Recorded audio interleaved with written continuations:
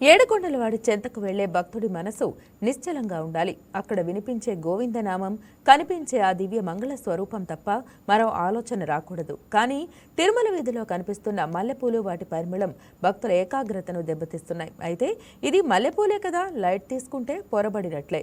ఇది ఒక భారీ అక్రమ వ్యాపారం. నిజానికి మల్లెపూలను కొండపై నిషేధించారు. దాని వెనుక ఆధ్యాత్మిక అంతరార్థంతో పాటు బలమైన శాస్త్రీయ కారణం కూడా ఉంది. అసలు నిషేధించిన మల్లెపూలు తిరుమల గిరిలోకి ఎలా వస్తున్నాయి? ఈ దందా వెనుక ఉన్నవారెవరు?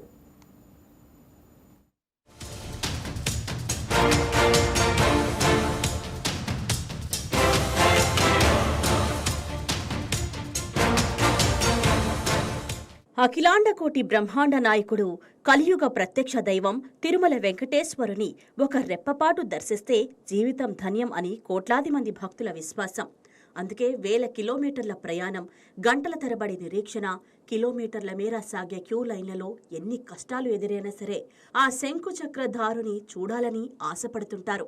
అయితే ఆ స్వామి సన్నిధికి వెళ్లే భక్తులు ఒక క్షేత్ర ధర్మాన్ని తప్పక పాటించాల్సి ఉంటుంది. తిరుమల క్షేత్రంలో పువ్వులు తలలో పెట్టుకుని వెళ్లడం పూర్తిగా నిషిద్ధం. ఆగమ శాస్త్రాల ప్రకారం తిరుమల కొండపై వికసించే ప్రతి పుష్పం కేవలం శ్రీవారి పాదాలకే అంకితం. భక్తులు తమ శరీర అలంకరణ కోసం వాటిని ధరించడం శాస్త్ర విరుద్ధం. దీని వెనుక పురాణ గాథలు కూడా ఉన్నాయి. సాధారణంగా తిరుమలలో ఒక సాంప్రదాయం ఉంది. భక్తులెవ్వరూ కూడా తలలో పువ్వులు ధరించి స్వామివారి దర్శనానికి వెళ్ళకూడదు అని. దీనికి ఒక సాంప్రదాయమైనటువంటి ఒక చారిత్రాత్మకమైనటువంటి ఒక కథ కూడా ఉంది. ఇవి నేను మీకు చెప్పడానికి ప్రయత్నిస్తాను. యాక్చువల్‌గా 108 దివ్య దేశాలలో శ్రీరంగం అని ఉంది కదా! శ్రీరంగానికి వచ్చి భోగమండపము అని పేరు. అలాగే కంచిని త్యాగమండపము అని పేరు. అలాగే ఇక్కడ తిరుమల శ్రీవారి వేంచేసినటువంటి దివ్యక్షేత్రానికి పుష్పమండపము అని పేరు. అంటే ఇక్కడ ఈ స్వామికి పుష్పాలంటే చాలా ప్రీతి అన్నమాట. కాబట్టి ఇక్కడ పుష్ప కైంకర్యం చేయడం కోసమని రామానుజాచార్యుల వారు తమ శిష్యుల్ని ఇక్కడికి పంపించి పుష్ప కైంకర్యం కోసం స్వామికి నియోగించారని చెప్పి మనకు చాలా కథల్లో, వెంకటచల మహత్యంలో కానీ, ఆళ్వార్ల చరిత్రల్లో కానీ మనకు తెలుస్తుంది. అట్లాగే ఇంకొక కథ కూడా మనకు తెలుస్తోంది. అదేంటంటే శ్రీశైల పూర్ణులు అంటారు. అంటే తిరుమల నంబివారు. ఈయన రామానుజుల వారికి స్వయాన మేనమామ. అంతేకాకుండా భగవద్ రామానుజుల వారికి గురువు కూడా వీరు. వారి దగ్గర నుంచే రామానుజుల వారు రామాయణంలోని కొన్ని సూక్ష్మమైనటువంటి విషయాలను కూడా తెలుసుకున్నారని చెప్తారు. అటువంటి తిరుమల నంబి వారిని శ్రీశైల పూర్ణులు అని కూడా అంటుంటారన్నమాట.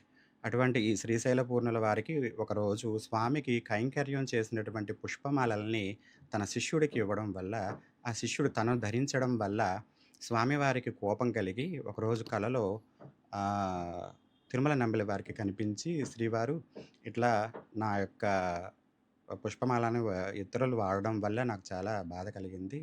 కాబట్టి ఇలాగా ఎప్పుడు కూడా నా పుష్పాలను ఇంకొకరు వినియోగించడానికి వీల్లేదు అని చెప్పడం. అప్పటి నుంచి కూడా తిరుమల నంబివారు స్వామివారి యొక్క ప్రసాదంగా ఉన్నటువంటి ఈ పుష్పాలను ఎవరికి కూడా ఇవ్వడం మానివేసి దానిని పూల బావిలో వేయడం ఒక సాంప్రదాయంగా వచ్చేదన్నమాట. తర్వాత ఆ బావిలో వేయడం కూడా కొన్ని కారణాంతరాల వల్ల కుదరకపోవడం వల్ల వాటిని ఇప్పటి కాలంలో అగరబత్తీలు వాటికి ఉపయోగిస్తున్నారని మనకు టీటీడీ వాళ్ళ ద్వారా తెలుస్తోంది. ఈ రకంగా తిరుమలలో ఉన్నటువంటి ప్రతి సుగంధభరితమైనటువంటి పుష్పాలు, పత్రాలు అన్నీ కూడా శ్రీవారికే చెందుతాయన్నమాట. వీటిని ఎవరు కూడా ధరించడానికి వీల్లేదు. అది ఒక సంప్రదాయంగా కూడా కొనసాగుతుంది. ఈ విషయాన్ని భక్తులందరూ కూడా గ్రహించి తిరుమలలో పువ్వులు ధరించకుండా స్వామిని దర్శించుకోవాలని విన్నవించుకుంటారు.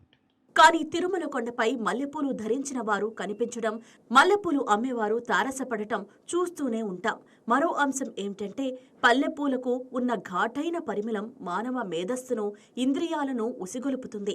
వేల సంఖ్యలో భక్తులు ఇరుకైన క్యూ లైన్లలో గంటల తరబడి వేచి ఉన్నప్పుడు ఎవరైనా మల్లెపూలు ధరిస్తే ఆ సువాసన చుట్టుపక్కల వారిని ప్రభావితం చేస్తుంది.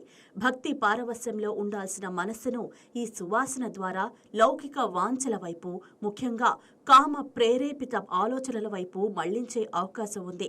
భక్తుల ఏకాగ్రత చెడకూడదని, వారి ఆలోచనలు కేవలం దైవ చింతనలోనే ఉండాలని పెద్దలు మల్లెపూలను తిరుమలలో నిషేధం విధించారు.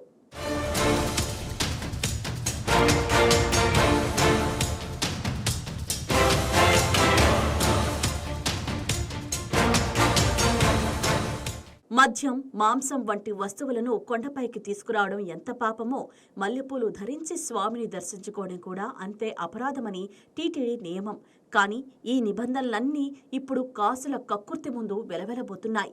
టీటీడీ బ్రాడ్కాస్టింగ్ విభాగం మైకుల్లో ఎంత మొత్తుకుంటున్నా, భక్తులను ఎంత అప్రమత్తం చేస్తున్నా కొండపై మల్లెపూల అమ్మకాలు మాత్రం జోరుగా సాగుతున్నాయి. ఎందుకంటే ఇక్కడ వ్యవస్థీకృత పూల మాఫియా వేళ్లోనుకు పోయింది. దూర ప్రాంతాల నుండి వచ్చే భక్తులకు ఇక్కడ నియమాలపై అవగాహన ఉండదు. దాన్ని ఆసరాగా చేసుకుని వ్యాపారస్తులు వారితో మాయమాటలు చెప్పి పూలను అంటగడుతున్నారు. తిరుమల కొండపై మల్లెపూలు అమ్మడమే నేరమైతే బయట మార్కెట్లో కేవలం 10 రూపాయలకు లభించే వాటిని 50 నుంచి 100 రూపాయలకు విక్రయిస్తూ భక్తులను నిలువునా దోచుకుంటున్నారు.